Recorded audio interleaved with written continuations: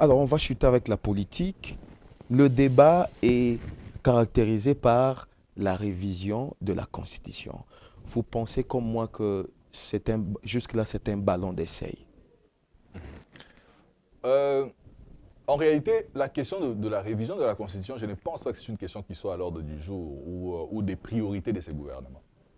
En tout cas, si ça l'était, je leur conseillerais, en fait, de ne pas mettre ça en priorité. Parce que le peuple a faim. Les jeunes n'ont pas de travail, il y a toutes les difficultés que nous rencontrons. Le président a ces 6 engagements qu'il doit respecter. Et parmi ces 6 engagements-là, il doit créer des emplois, notamment pour les jeunes. Et je sais comment le président tient au respect de sa parole, que je ne les vois pas aller dans dans une initiative qui va mettre en fait, le pays à mal. Mais il faut préciser aussi que l'initiative de réviser, ou moi je ne parle même pas de révision, de changer la Constitution n'est pas en soi mauvaise. C'est peut-être le timing qui ne se prête pas. Et aussi parce que, en entretenant le flou autour de cette question, les gens du pouvoir, en n'étant pas assez transparents sur cette question et sur les motivations de cette question-là, entretiennent le flou et donnent des arguments aux gens qui font la politique pour la politique et qui cherchent le pouvoir pour le pouvoir, de pouvoir prêter des intentions au président de la République, des intentions que le président n'a pas. Je ne connais pas plus démocratique, plus républicain que le président. Il n'est pas pour tout ce que l'opposition fait, mais il a toujours eu une certaine élégance, une certaine hauteur en parlant d'eux. Il n'est pas dans les insultes, il n'est pas dans comment les diminuer, tout ça. Et parfois, il est agacé dans son rôle de chef d'État. Il doit pouvoir taper du poing sur la table. Mais je sais comment, parfois, certaines décisions qu'il prend au nom de faire respecter l'État, il les fait avec douleur, il les fait avec peine. Pourquoi? Parce qu'il est foncièrement un démocrate. Tous ceux qui fréquentent le président, ils vont même dire que la bonté du président est comme un défaut pour le président. C'est ça, en fait. Et parfois, on le conseille d'être beaucoup plus dur que ça. Mais c'est ça sa nature. Il est de l'école de cette démocratie-là. Et le président ne fera jamais un 3e mandat. Et donc, il est du droit de ceux-là qui disent qu'il n'y aura pas de 3e mandat de pouvoir le dire. Parce que c'est une disposition constitutionnelle et le président va la respecter jusqu'au bout. Mais ces gens-là qui disent aussi qu'il ne doit pas faire un 3e mandat parce que c'est constitutionnel, doivent aussi avoir le courage de reconnaître que la révision, le changement de la Constitution est aussi constitutionnel. Parce qu'en réalité, on n'est pas des robots pour entrer dans une histoire où nous tous, on s'emprisonne dedans et que jamais, même si les circonstances changent, même si on sent que ça ne marche pas, on ne peut pas mettre l'intelligence pour qu'on puisse se dire que là, on doit s'arrêter pour pouvoir faire autre chose. Mais il y a des articles qui ont été verrouillés, même si elle est constitutionnelle, cette initiative. C'est ce que j'ai dit. Ces articles-là, s'il faut faire la révision, je vais soutenir la révision, mais je vais aussi soutenir le fait qu'on ne puisse pas toucher les articles verrouillés. Mais ce que nous prenons à CPG, ce n'est pas une révision constitutionnelle, mais c'est un changement de la Constitution pour entrer dans la 4e République. Pourquoi? Parce que nous estimons que le problème que nous avons aujourd'hui, ce ne sont pas à cause de la corruption, à cause de la Constitution, pardon. C'est la corruption, c'est la mégestion, c'est notre responsabilité, c'est le fait qu'on avance, on ne sait pas où on vend, il n'y a pas de plan, il n'y a pas de sérieux dans le respect de plan. Tout ce qui est fait, c'est juste pour mettre l'argent dans les poches, tout ça, des scandales, ça et là, tout ça. Ce n'est pas la Constitution qui a fait de ces Congos, que le Congo soit aussi à terre comme il l'est. Ce sont les individus, c'est le système. Et ce que nous prenons, c'est un nouveau deal. Si les gens doivent se mettre ensemble, que les gens se mettent en marge du pouvoir, que ceux qui sont au pouvoir puissent gérer le pouvoir jusqu'à la fin.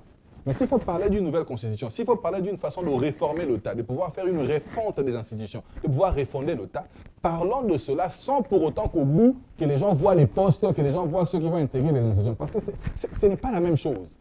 Que le président Tshisekedi puisse gérer le pays jusqu'à la fin, et que nos autres acteurs puissent réfléchir sur comment faire entrer le pays dans une nouvelle dimension.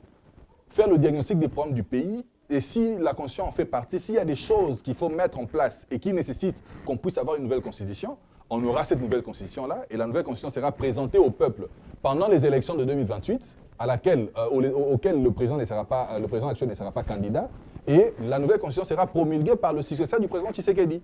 Et là, on va entrer réellement dans la 4e République, avec un premier président de la 4e République, qui ne sera pas le président Tshisekedi, et on va pouvoir aborder les choses de façon sereine, pouvoir mettre en place les réformes, tout ça, et que ces pays puissent souffler. Je le répète, pour finir là, on ne doit pas faire semblant comme si nous étions dans un pays normal. Parce que même le président qui est à la tête de ces pays sait qu'il est en train de conduire une machine qui est défectueuse. Et même lui-même, il sait que c'est à ses risques et ses périls, parce qu'il peut même mourir et causer des morts dans la circulation. Et donc, on doit pouvoir stopper ce pays, faire le diagnostic, le réparer de fond en comble et pouvoir répartir de façon sereine. Il ne faudrait pas qu'on entre dans les pièges des Occidentaux où on vous met les élections chaque 5 ans, chaque 5 ans, chaque 5 ans, chaque 5 ans, et vous entretenez l'instabilité. Et on va aller comme ça, on va mourir, nos enfants auront encore des situations beaucoup pires. Et on a assez d'intelligence, on a l'expérience, on a le vécu pour pouvoir s'asseoir, parler Congo sans parler des postes. Très bien, nous avons fini. Merci d'avoir répondu à nos questions. Mais vous avez un dernier mot dans le cadre de cette émission?